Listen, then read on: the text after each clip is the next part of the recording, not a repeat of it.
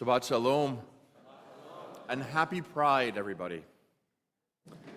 Once again, it's Pride Month. It's Pride Shabbat. But this year, Pride comes at a really scary time for the LGBTQIA community in our country. The American Civil Liberties Union, the ACLU, is currently tracking 491 anti-LGBTQ bills pending in the United States. 3 of them right here in the Commonwealth of Pennsylvania. Already this year, more than 75 bills like this have passed. So last week, the Human Rights Campaign, the nation's largest lesbian, gay, bisexual, transgender, and queer civil rights organization, officially declared a state of emergency for LGBTQ plus people in the United States for the first time in its more than 40-year history.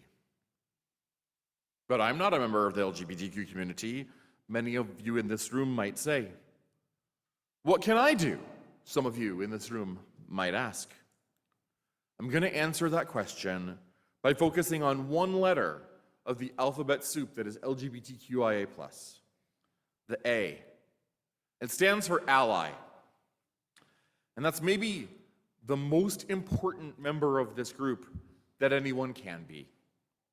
So why should anyone be an ally? And why am I talking about this here from the Bima this morning? Why? Because being an ally is a Jewish value.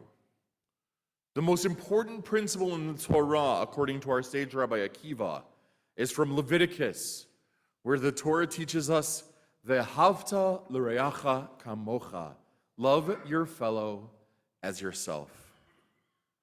And the Talmud in Masechet Shavuot has the famous phrase, Kol Yisrael aravim zabazeh. All Israel is responsible to look out for one another. How do we do this? How do we love our fellow? How do we look out for one another? Rabbi Nachman of Breslov, who lived around the turn of the 19th century, is a great scholar and chassid.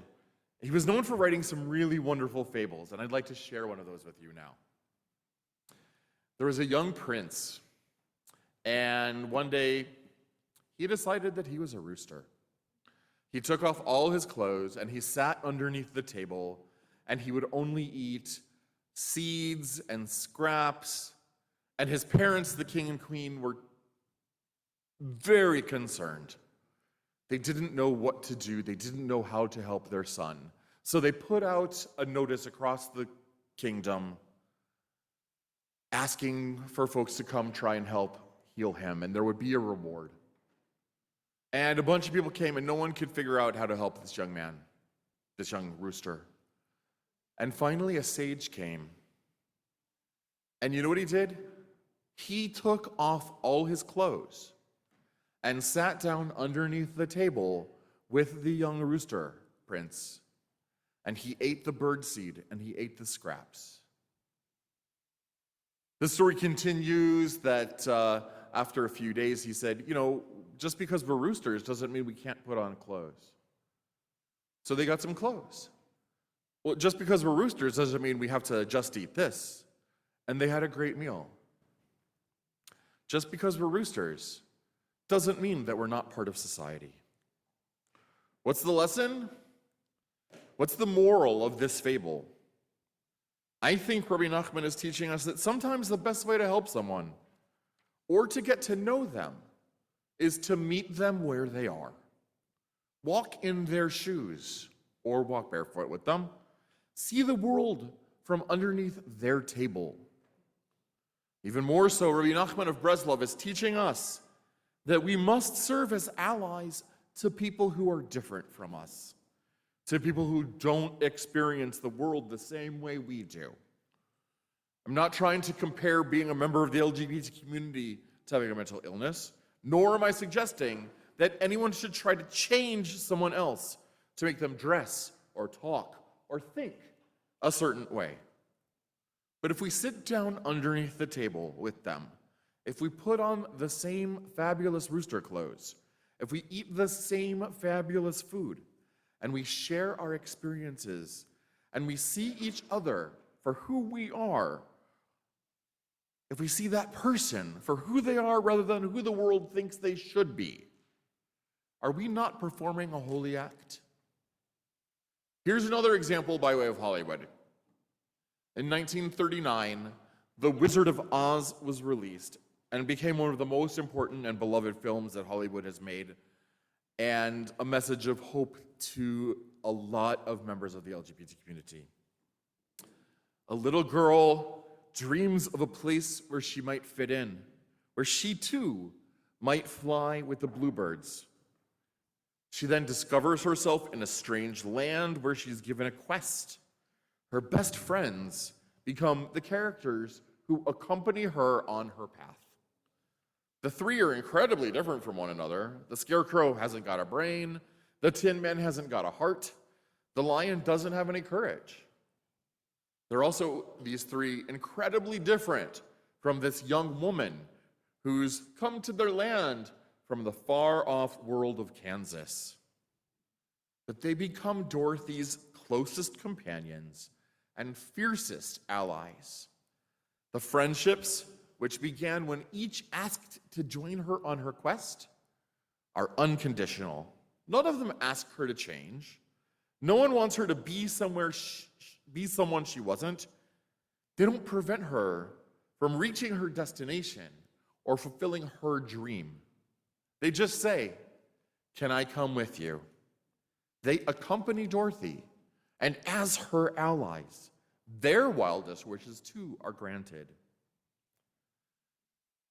In this week's Torah Parsha Beha'alotecha, read of an epic journey as the Israelites begin their 40-year-long trip through the desert. And as they are embarking, Moses asks his brother-in-law Chobab to come with them. Although Chobab initially refuses, Moses implores the man, saying, "Please do not leave us, inasmuch as you know where we should camp in the wilderness and can be our eyes. So if you come with us, we will extend to you the same bounty that Adonai grants us." Here too, accompaniment, allyship, has its rewards. God's bounty, but also responsibility. Ibn Ezra reminds us that Moses is imploring Chobab to show the Israelites the way. So too, LGBTQ folks, especially youth, need allies to show them the way and sometimes to pave that way for them. I myself am incredibly reliant upon and grateful for allies who've opened a path for me. As a gay man, I would not have been able to enroll in JTS's rabbinical school, but in 2006, three straight men, Rabbi Elliot Dorsch, Rabbi Avram Reisner, and my teacher, Rabbi Daniel Nevins, published a teshuvah, a legal document which applies to conservative Judaism, allowing gay and lesbian folks to participate fully in our communities, not only as members, but as leaders. Openly gay and lesbian rabbinical students were finally able to enroll at the seminaries. It took me a few more years to get there, but once I did, I finally got to learn Torah from one of those three amazing men and allies. The backbone of the legal document is the Jewish value of kavod habriot, human dignity. This is the same value, by the way, that prompted my grandfather of blessed memory to be a fierce ally to black students participating in sit-ins during the 1960s in Georgia. It's the value the sage used when he met the Rooster Prince. The sage saw the young nobleman. He accompanied him. He has served as an ally. It's the right thing to do. Being an ally is essential. Being an ally is a mitzvah. Remember our text from the Talmud, Kol Yisrael Aravim Zabazeh. All Israel is responsible to look out for one another. All Israel. All. Gay, straight, lesbian, bisexual, queer, trans. We are commanded to be allies for each other. And there's so many ways you can be an ally. Put pronoun stickers on your name tag. Support organizations like the Human Rights Campaign or the ACLU that help fight for rights, including those of LGBTQ people. Cheer on folks who are proudly participating in a Pride March. Support your kids or grandkids or neighbors, no matter how they identify. We need more allies because an estimated 1.8 million LGBTQ kids are likely to consider suicide this year. That's one every 45 seconds. But allies, folks like you, people who show them that it gets better and that they're going to be welcome in communities like ours. These are a great way to stand up against that. We need more allies because providing queer people with affirming care and love is essential, not just from LGBTQ peers, but from our allies. We need more allies because each of us is created with B'Tselem Elohim in the divine image, and each of us deserves to be treated as such, regardless of gender identity, regardless of who we love. We need more allies. And this community has shown its allyship in so many ways. And each of you has done something important. You've shown up here this morning for Pride Shabbat. So my request to you is keep showing up. Keep working with Keshet, an organization that works with LGBTQ equality. Keep working with J Proud Philly, the Jewish Philadelphia LGBTQ Consortium. Come to the Pride Picnic organized by all 4 conservative shuls in the area tomorrow afternoon at 2 o'clock at Har Zion. Keep showing up. Keep standing up. Put up a line sign proclaiming your allyship. Please be an ally. It's a mitzvah.